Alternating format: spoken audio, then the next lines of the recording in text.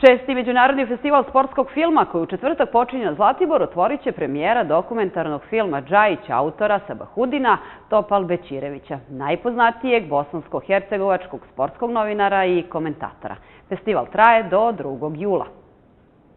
Već je postala tradicija da se prilikom svečanog otvaranja festivala dodale i nagrade sportistima za životno delo. Tako će biti i ove godine, a jedan od dobitnika je i slavni fudbaler Dragan Džajić.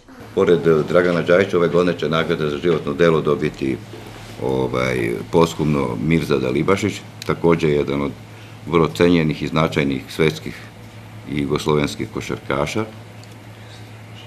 Sljedeći sportista koji je određen da se dobije nagradu, to je naš proslavljeni vaterpolista i jedan od prvih vaterpolista koji je ušao u kuću slavnih, to je Aleksandar Šoštar, jedan od najboljih golmana na svetu. Reditelj Zdravko Šotra, koji je sport preslikao na filmsko platno, kao i Veselin Jevrosimović, predsjednik Atletskog saveza Srbije, također su dobitnici nagrada za životno delo.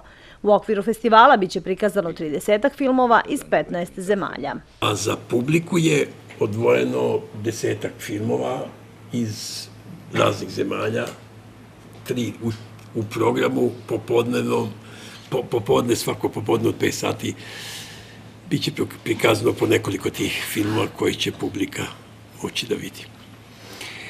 Uveče će biti ovi umetnički filmovi vezani za sport i za dobitnike ovogodišnjih nagrada naših sportskih. Premijerno će biti predstavljen i film Oskarovca Stiva Tešića, 4 prijatelja, koji je prikazan samo jednom u bivšoj Jugoslaviji i to 1982. godine na Beogradskom festu.